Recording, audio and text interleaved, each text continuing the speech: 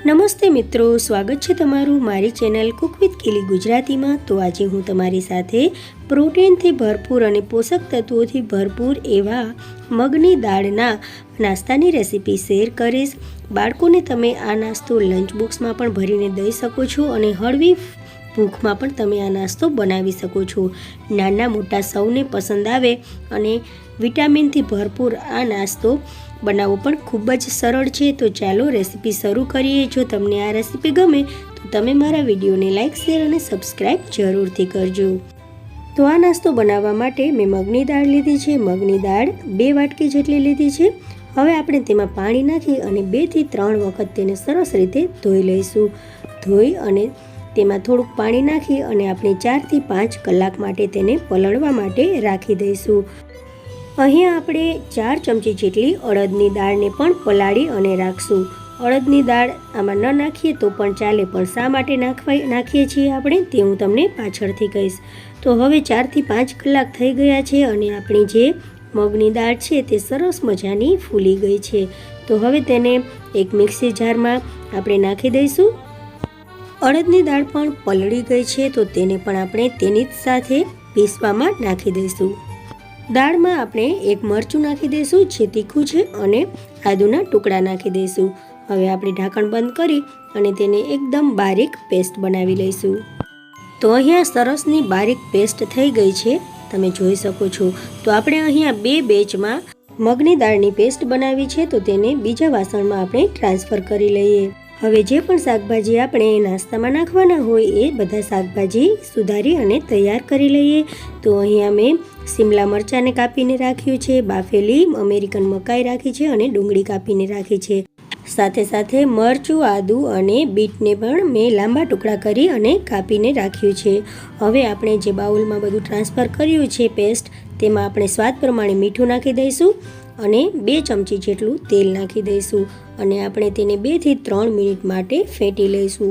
ફેંટવું ખૂબ જ જરૂરી છે, જેને લીધે આપણી આ પેસ્ટ છે તે સરસ મજાની ફ્લફી થશે અને આપણો નાસ્તો બનશે તે એકદમ સરસ મજાનો પોચો અને ખાવામાં પણ એકદમ ફરસો બનશે।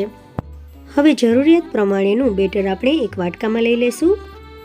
હવે તેમાં સુધારેલા શાકભાજી નાખી દઈશું, જેમ કે ડુંગળી, કેપ્સિકમ, મરચાં અને આપણે મકાઈ। તો આ બધી વસ્તુઓ સાથે આપણે થોડીક પિંચ જેટલી ખાવાનો સોડા એટલે કે સાજીના ફૂલ નાખી દઈશું। તેને પણ સરસ રીતે મિક્સ કરી દઈશું જેથી આપણું બેટર છે તે વધારે પડતું ફ્લફી થઈ જાય। ફ્લફી થવાથી જે આપણો નાસ્તો બનશે તે સરસ મજાનો એકદમ પોચો અને ક્રિસ્પી પણ બનશે। તો હવે આપણે શું કરશું કે આ બેટર આપણું તૈયાર થઈ ગયું છે, તેને કઢાઈમાં નાખવા માટે કઢાઈને ગરમ કરી લઈશું। તો આપણે અહીંયા ઘીનો ઉપયોગ કરીએ છીએ। જો તમારી પાસે માખણ હોય તો માખણનો પણ ઉપયોગ કરી શકો છો અને તેલનો પણ ઉપયોગ કરી શકાય।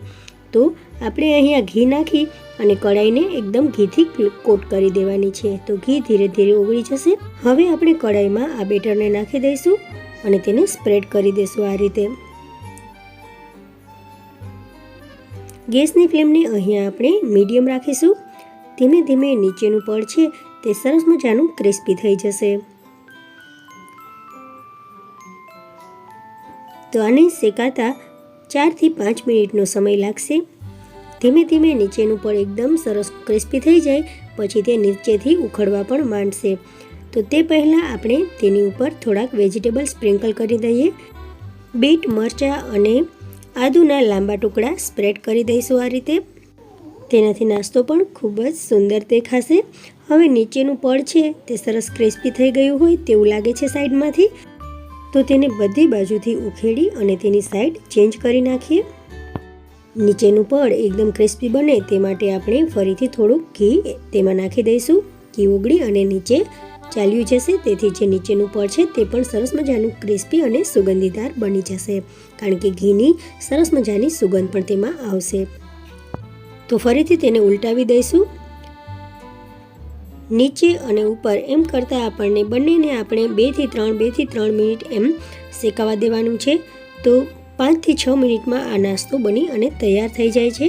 તો સરસ મજાનો નાસ્તો આપણો બનીને તૈયાર થઈ ગયો છે। બંને સાઈડથી અને અંદરથી પણ સરસ રીતે એકદમ પાકી ગયો છે। તો હવે આપણે તેને એક ડીશમાં કાઢી લઈશું। હવે પીઝા કટરની મદદથી તેને કાપી લઈશું।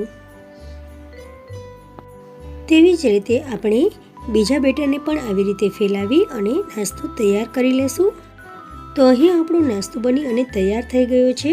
ઉપરથી ક્રિસ્પી, અંદરથી પોચો અને શાકભાજીથી ભરપૂર, સાથે સાથે મગની દાળના પ્રોટીન પણ આપતો આ નાસ્તો તમને જો પસંદ આવ્યો હોય તો તમે જરૂરથી એકવાર ટ્રાય કરજો અને તમારા અનુભવ કોમેન્ટમાં જરૂરથી લખજો. જો તમને આ રેસીપી ગમી હોય તો તમે મારા વિડીયોને લાઇક, શેર અને સબસ્ક્રાઈબ જરૂરથી કરજો. સાથે સાથે બેલ આઇકોનને પ્રેસ કરજો જેથી મારા નવા વિડીયો તમને સૌથી પહેલાં મળે. Thank you for watching.